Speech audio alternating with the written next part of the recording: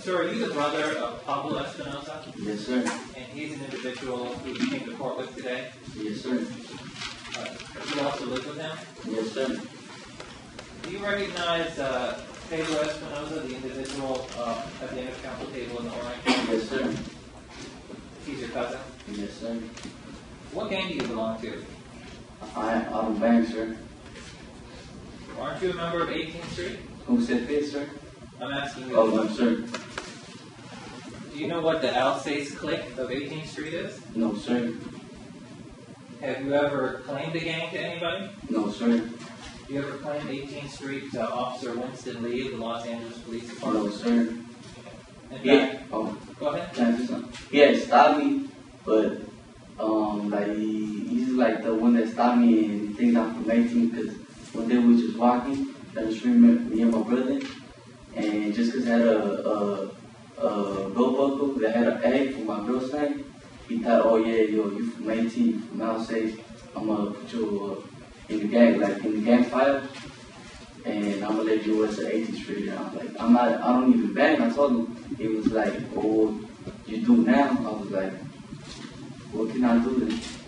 Okay. Well, you said you had a belt buckle with the letter A, which was your girl's name. Is that right? Yes, sir. Were there any other letters besides A? It might have I think it had a ALS, but that was like for my crew. What's your crew? Oh, that was like back in the day, like from way before. I used to do some crew called ALS. What does ALS stand for? I forgot, sir. Doesn't it stand for Alsace, the clique of 18th Street? No, sir. Do you know if your cousin Pedro's in the gang? Yes, sir. What gang is he in? 18th Street. The area where you and your brother Pablo live, is that an area where there's a lot of 18th Street gang members? You could say that, sir. Do you recall an incident back on March 2nd, the first Sunday in March, where Pedro came to stay at your house? I can't say. I don't remember, sir. Well, maybe I can refresh your memory. Do you remember an occasion that night when you were watching television and they were talking about a football player who had been killed? No, sir. You ever talked to the police about that? No, sir. Do you remember being interviewed by the police on March 7th, 2008? Yes, sir. And they asked you questions about conversation that you had with Pedro Espinoza the evening of March the 2nd. Is that right? Yes, sir. But can I say something? Oh, just keep it. You're going to find. That night, when Pedro came to talk to you, did he mention anything about a football player? No, sir. Did he mention anything about what was on the news? No, sir. When you talked to the police, did you tell them, in fact, that Pedro talked to you that night, March the 2nd, about a football player that was killed, as shown on the news? No, sir. In fact, did you tell the detectives that Pedro told you that night that he did it? I did say that, sir, but I did it for a reason. But you did say that? I did say that. But not literally because of the news thing. I said it because they were threatening me. They were threatening me, talking about it. That I killed a person, that I was involved with it, and that I was going to face like 20 plus years in feds in the state penitentiary.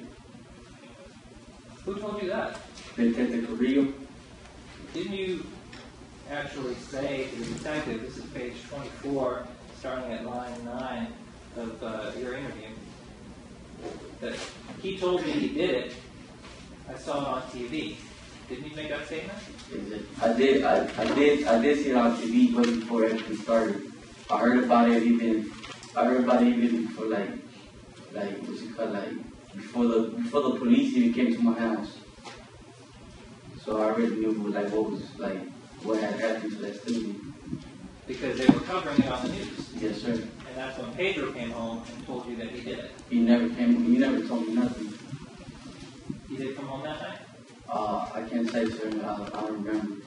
Did you tell the detective that Pedro told you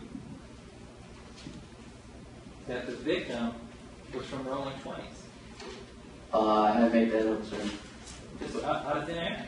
Yeah, because I had heard that the kid, the football player, was he belonged to a gang.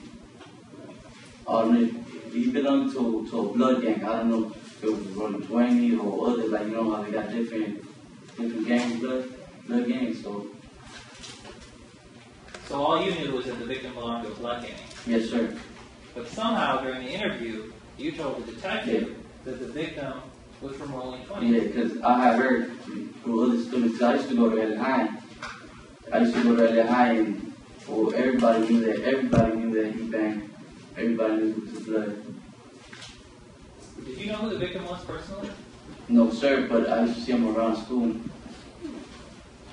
And a moment ago, you said that all you knew was the victim was the blood, but then you told the detectives he was from rolling 20s. Isn't that because that's what Pedro told you? No, sir.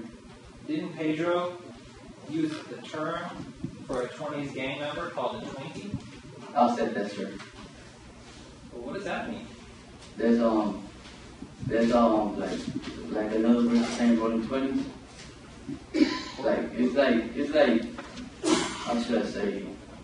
I don't know how to say it. Try your best. You're a student. Who calls rolling 20s Twinkies?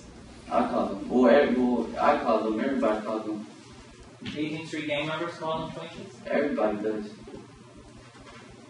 Didn't you tell the police that Pedro told you, I killed the Twinkie that night when you were watching it on the news?